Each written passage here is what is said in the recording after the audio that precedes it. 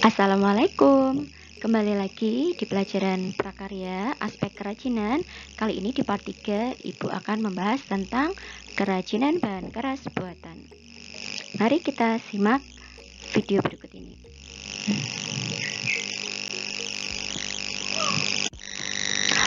Oke, bahan keras buatan itu memiliki sifat diantaranya dia pejal, solid, kemudian keras atau tahan lama, dan juga tidak mudah dibentuk. Nah, sifat dan jenis-jenis dari bahan keras buatan diantaranya untuk sifatnya, biasanya bahan keras buatan ini dia memang untuk menjadi bahannya terlebih dahulu harus diolah ya, melalui campuran kimia ataupun yang lainnya, karena biasanya kalau seperti kaca itu dia awalnya itu berupa bubuk, kemudian kalau misalkan logam itu dia merupakan bebatuan dan kemudian bentuknya tidak rapi, kemudian nanti harus diolah sehingga menjadi bentuk yang rapi dengan cara mungkin dilebur lalu dicetak atau sebagainya. Nah, di sini jenisnya tadi kan sudah Ibu jelaskan bahwa kerajinan untuk bahan keras buatan itu diantaranya ada logam dan juga kaca. Logam sendiri di sini memiliki sifat khas di mana dia memiliki warnanya yang banyak sekali ya, karena jenis logam itu juga bermacam-macam, ada emas, ada besi, kemudian ada kuningan, tembaga, timah, dan sebagainya. Ada aluminium. Nah, itu memiliki warna yang berbeda-beda. Kemudian rata-rata logam ini mengkilat ya atau berkilau, sehingga biasanya cocok dibuat menjadi suatu perhiasan. Kemudian sifatnya keras, sehingga untuk membentuknya juga harus menggunakan alat khusus. Kemudian logam juga bisa meleleh ya, jadi dia bisa dilebur pada titik leleh tertentu ya. Jadi harus dipanaskan pada suhu yang sangat tinggi sehingga dia meleleh dan kemudian nanti bisa dicetak. Nah, logam ini juga biasanya bisa dibentuk dengan cara ditempa, dan sifat lainnya atau karakter lainnya yaitu logam ini bisa menghantarkan panas maupun juga menghantarkan listrik, atau istilahnya disebut sebagai konduktor ya, bahan konduktor. Lalu kaca memiliki karakteristik transparan ya. Biasanya kita tahu kaca yang kita lihat itu sudah dalam bentuk bahan keras, padahal sebelum diolah kaca itu berupa bubuk seperti itu, bubuk silikat. Kemudian di sini kaca ini selain transparan, biasanya kan tembus pandang, dia kuat tetapi mudah pecah, tahan terhadap panas, tetapi juga bisa leleh pada suhu yang tinggi, sehingga dia ketika mau dibentuk harus dilelehkan terlebih dahulu, harus dilebur terlebih dahulu. Nah, di sini kita akan bahas tentang teknik, kemudian alat dan juga bahan yang digunakan untuk membuat kerajinan dari logam maupun kaca. Untuk teknik sendiri, di sini kerajinan kaca bisa dibuat dengan teknik lukis kaca. Teknik lukis kaca merupakan teknik melukis dengan bantuan pena outline. Jadi namanya itu seperti ini, pena outline. Ini untuk membuat garis-garis, batasan-batasan atau pola yang dimana dia harus diisi oleh cat akrilik ya. Nah, kemudian nanti setelah membuat polanya atau outline-nya baru bisa diberi warna menggunakan kuas dan juga cat-cat yang lainnya. Nah, di sini biasanya selain cat akrilik ada cat enamel maupun bisa marker pakai spidol dan sebagainya. Nah, ketika mau membuat pola, kita juga biasanya menggunakan bantuan kertas pola. Nah, ketika ada kesalahan biasanya kita bisa menghapusnya dengan cara menggunakan cutter ya, dikerok yang salah seperti itu. Nah, contoh kerajinannya seperti ini ya. Ini gelas biasa, kemudian dibuat pola lalu diberi warna. Nah, untuk teknik pengolahan kaca ya, kerajinan kaca yang lainnya adalah teknik patri. Nah, teknik patri ini merupakan teknik menyambung ya bahan kaca tadi yang telah dipotong-potong, kemudian disambung dengan logam pengisi. Jadi nanti ada listnya berupa logam, lalu logamnya itu dia disambung menggunakan las ya. Nah, contohnya di sini membuat kerajinan seperti kalau kita tahu itu jendela yang kacanya warna-warni, kemudian ada pola gambar tertentu. Nah, bahan sendiri yang biasanya digunakan diantaranya yaitu ada kaca, kemudian logam timah tadi untuk patri untuk nyambungnya ya, kemudian ada cat, kemudian ada clear pembersih kaca.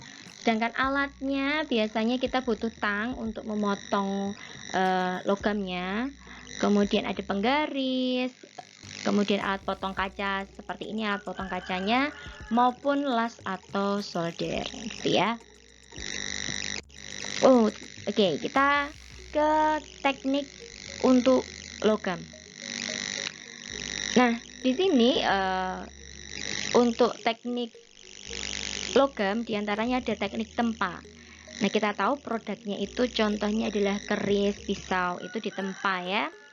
Nah, teknik tempa ini merupakan teknik di mana logam batangan itu dipanaskan, kemudian dipukul-pukul, dibentuk sedemikian rupa sesuai keinginan seperti itu. Nah, bahannya sendiri ya tentunya adalah logam berbagai macam jenis, kemudian ada alatnya berupa palu dan tungku pembakaran.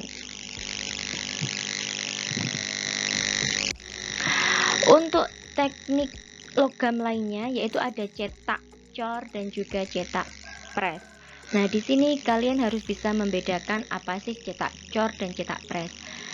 Hampir sama-sama mencetak, tetapi kalau cor di sini merupakan pembuatan karya seni yang dimana cetakannya itu diisi bahan yang dicairkan ya, logam yang telah dilebur tadi sehingga dia meleleh, mencair, lalu dituangkan ke dalam cetakan.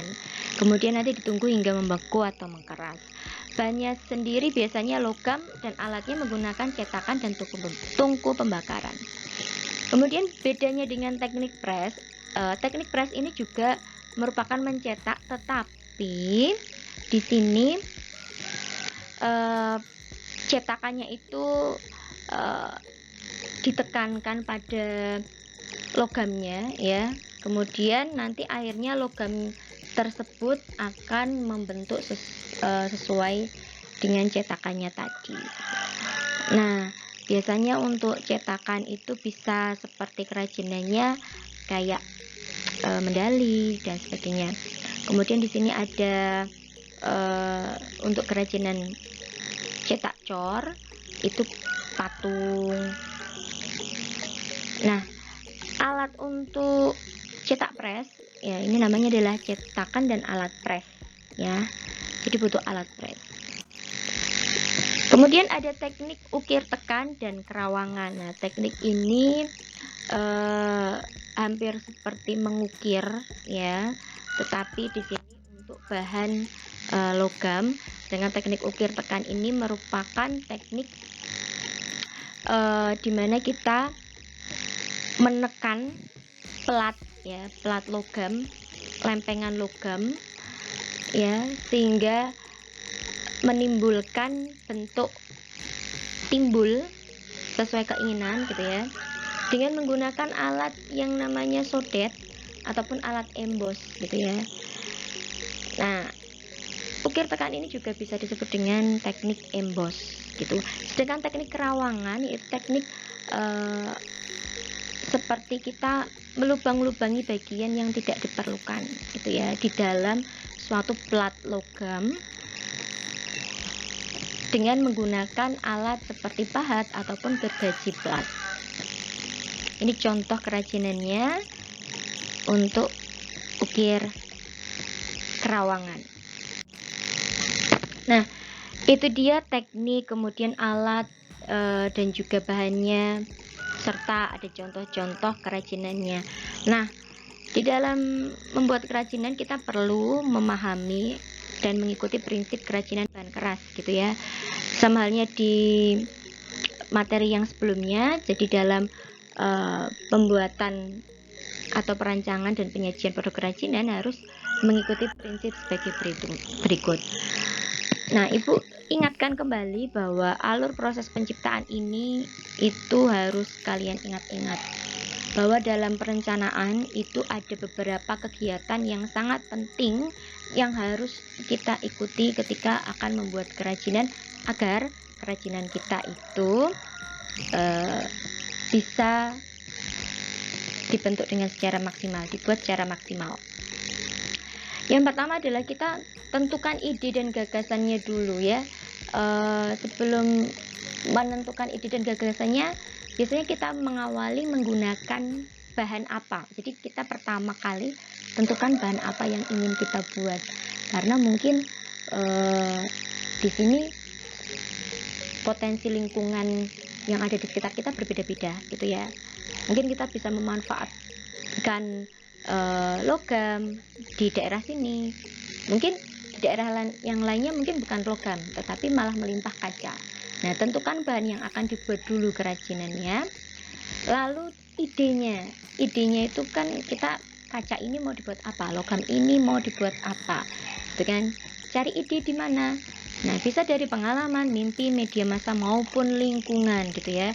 Jadi tahapan dari perencanaan yang kedua adalah mencari ide atau gagasan. Kemudian tahapan ketiga adalah membuat list alat dan bahan serta langkah kerja gitu ya. Langkah kerjanya gimana nih? Nah, di dalam langkah kerja itu juga harus dibuat juga seperti sketsa gitu ya. Sketsa itu kalau bisa lebih dari satu, jadi nanti kalian tinggal milih sketsa mana yang terbaik. Nah,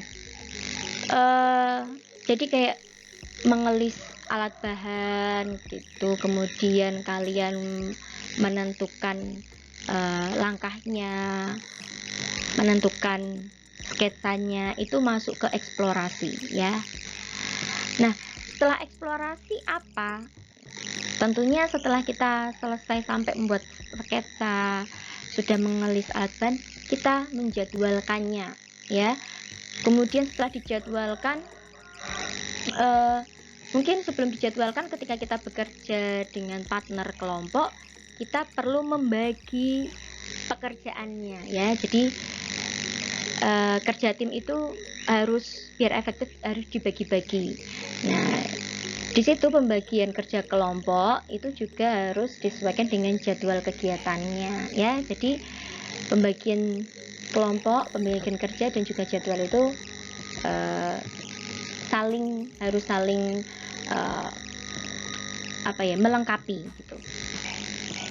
Nah, kemudian dari perencanaan inilah ya, kita harus memperhatikan juga prinsip kerajinan bahan keras, di mana nanti kita harus menanamkan nilai-nilai kerajinan ya. Jadi kerajinan kita itu kira-kira mau kita beri nilai apa sih? Ada 4 nilai ya, nanti seperti yang sudah pernah dijelaskan, ada nilai informatif, kemudian simbolik, kemudian fungsional, dan juga prestis. Nah, selain itu juga ketika kalian membuat perencanaan, pasti ada faktor-faktor yang mendasarinya. Nah, jadi kalian harus memperhatikan faktor-faktor apa saja yang bisa mempengaruhi perencanaan kalian. Nah, faktor-faktor ini nanti ada banyak, meliputi teknik, kemudian ekonomis, kemudian ada lingkungan. Jadi ada beberapa. Nah, sebelum bahas itu kita bahas di sini. Habis perencanaan anak-anak, tentunya ada produksi ya, tahapan produksi. Ketika tahapan produksi ini yang dimulai dari awal adalah kita mengumpulkan atau mempersiapkan alat dan bahan yang akan dibuat. Lalu ketika bahan sudah ada, maka akan yang kedua adalah pembahanan. Pembahanan itu apa sih? Jadi kita mengolah bahan itu agar bisa dibuat atau disusun atau dibentuk ya. Misalkan contohnya ketika kita akan membuat kerajinan dari logam gitu ya. Lalu pembahanan apa yang akan kita buat? Nah, misalkan kita menggunakan teknik cetak cor, ya berarti kita harus menyiapkan membuat cetakannya terlebih dahulu. Jadi kan berarti harus ada cetakannya. Bahannya juga dibuat harus dalam bentuk cair. Kita lelehkan terlebih dahulu, baru nanti kita bisa bentuk sesuai dengan keinginan, seperti itu ya. Jadi ada tahap persiapan alat bahan, pembahanan, kemudian prosesnya pembuatan atau perakitan. Lalu setelah dirakit, dibuat, maka akan dilakukan finishing gitu ya. Ya, finishing itu ada beberapa macam. Ada dicat maupun dihaluskan dan sebagainya. Bergantung finishingnya itu nanti perlu 1 kali finishing atau beberapa kali finishing gitu ya. Nah, setelah finishing jadilah produk ya. Produk nanti akan disajikan ataupun dikemas ya. Setelah sampai ke pengemasan atau penyajian, mari kita evaluasi gitu ya. Jadi masuk ke tahap evaluasi, apa kekurangannya. Jadi selama pembuatan itu apa kendalanya, kurang apa kerajinannya, seperti itu, agar nanti ketika membuatnya kembali kita tidak mengulangi kesalahan yang sama.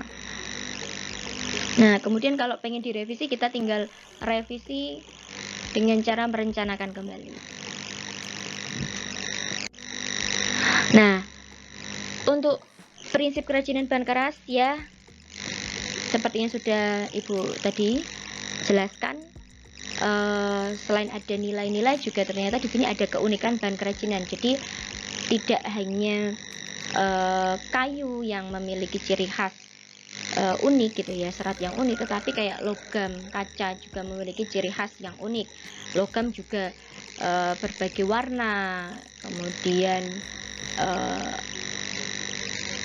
dia keawetan warnanya juga berbeda-beda. Jadi memang memiliki ciri khas tersendiri dan memiliki treatment untuk merawatnya sendiri ya, agar tidak mudah rusak dan sebagainya. Kemudian tadi untuk faktor masuknya ke aspek rancangan di sini, bahwa faktor itu ada berbagai macam gitu ya. Oke. Di sini untuk contohnya keragaman muatan nilai terlebih dahulu. Di sini untuk fungsional itu contohnya adalah jam tangan, karena jam tangan ini bisa dipakai. Sedangkan informatif di sini Bu Sinta contohkan dia bentuknya adalah kerajinan kaca patri ya, jendela kaca patri, di mana ada tulisan-tulisan Arab di sini kan ya, Muhammad dan Allah, karena di situ memberikan pesan atau informasi. Sedangkan simbolik Bu Sinta di sini contohkan yaitu simbol Garuda ya. Di sini adalah suatu simbol negara kita. Kemudian ada nilai prestis. Nah, di sini adalah kalung. Ini kalung yang harganya mahal ya. Maka dia akan membuat kita menjadi sedikit berkelas gitu ya, meningkatkan kepercayaan diri kita, kewibawaan kita di mata orang-orang. Kemudian di sini ada aspek rancangan. Aspek rancangannya meliputi faktor teknis ya, ada teknik, kecanggihan mesin, kemahiran pembuatannya. Kemudian ada ekonomis, itu contohnya strategi pemasaran. Jadi kalian harus memikirkan kerajinan kalian akan kalian pasarkan dengan strategi apa, bagaimana pendistribusiannya, hak ciptanya seperti apa, nilai jualnya bagaimana, apakah kebutuhan sesuai dengan kebutuhan masyarakat, seperti itu. Sedangkan di sini untuk aspek atau faktor ergonomis gitu ya, itu meliputi kenyamanan. Nah, kenyamanan ini contohnya misalkan desain jam tangan ya, mungkin ada beberapa model jam tangan. Nah, setiap orang mungkin memilih kenyamanannya sendiri-sendiri. Ada yang mungkin dia pakai tali besi gitu kan ya, ataupun karet dan sebagainya, tergantung masing-masing pendesainnya. Kemudian keamanan. Untuk keamanan biasanya kita menggunakan bahan apa gitu ya, bahan campurannya apa, apakah berbahaya kayak gitu ketika kita konsumsi dan sebagainya. Nah, kemudian kesesuaian, apakah sesuai dengan norma-normanya, kemudian apakah praktis. Kepraktisan, kenyamanan ini bisa kita contohkan misalkan dengan gelas, ada yang menggunakan pegangan dan ada yang tidak ya. Jadi kalau misalkan gelas yang cangkir panas itu sebaiknya agar praktis, agar nyaman, ditambahi dengan pegangan seperti itu. Itu masuk ke ergonomis ya. Kemudian ada saintek, di sini inovasi, modifikasi, mengikuti perkembangan zaman, perkembangan pengetahuan dan teknologi, seperti itu. Sedangkan estetika yaitu contohnya keindahan ya, mungkin kita memberikan detail-detail gambar ukiran tertentu atau campuran-campuran tertentu agar lebih indah, keserasian komponen satu dengan yang lainnya, kemudian rinci atau detailnya, semakin detail semakin rinci, itu berarti dia lebih khas gitu ya, dan unik karena mungkin tidak bisa sama satu dengan yang lainnya, kerajinan satu dengan kerajinan yang lain. Lalu pewarnaannya seperti itu. Sedangkan untuk lingkungan itu meliputi faktor kebudayaan, sosial, dan kondisi lingkungan ya. Kadang kerajinan tersebut dibuat berdasarkan kebutuhan di lingkungan ya, kondisi lingkungan. Mungkin karena orang Dayak, maka dia akan menghasilkan kerajinan khas Dayak, seperti contohnya ada tas anjat gitu ya, tas anjat yang dikasih manik-manik gitu, ataupun nanti dikasih campuran lainnya.